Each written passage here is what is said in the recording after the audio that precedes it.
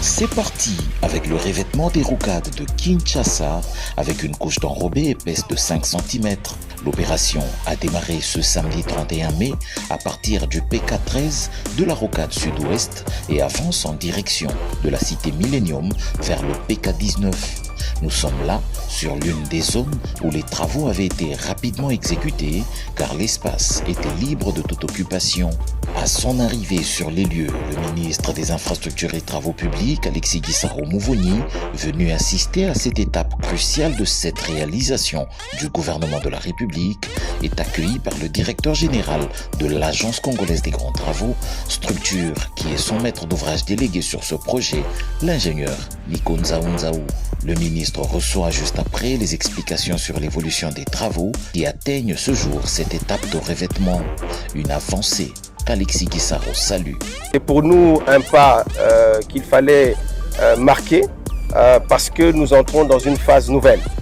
Nous avons vu comment la nature a été transformée ici, les travaux de terrassement, des grands travaux de remblai et les assainissements ont été faits, la couche de fondation, la couche de base et aujourd'hui nous arrivons à la phase finale pour la construction de cette rocade pour cette section qui est une section qui a été libérée, qui est libre de toute occupation. La visite du projet se poursuit avec un arrêt à la jonction de la rocade sud-ouest avec celle sud-est à hauteur de Mitendi, entrée Kingantoko.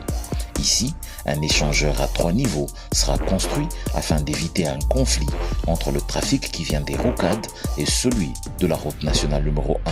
Bien évidemment, il y a ici, comme à certains endroits de ce projet, des contraintes majeures liées aux expropriations. Mais nous pensons que des solutions idoines vont être apportées pour accélérer ce processus et que la route ainsi que toutes les emprises soient libérées de toute occupation. Rocade Sud-Est, c'est un immense changement auquel l'on assiste. Une ouverture de l'emprise avec un rechargement en cours a été pratiquée du PK11 plus 500 au PK37 plus 500, soit 26 km concernés. Les localités Kikimi et Bouma chez Antoine Gizenga sont ainsi traversées par cette immense piste à 4 voies qui deviendra sous peu une route revêtue. Le résultat est qu'il est déjà possible, avec le tracé du projet, de rouler de l'entrée Kingantoko jusqu'à quelques encablures de l'aéroport de Njili à la sortie de l'avenue Ndjoku. Le planning des travaux prévoit un revêtement complet de 73 km d'ici à fin 2017. Un pari que tient à relever à tout prix l'Agence congolaise des grands travaux.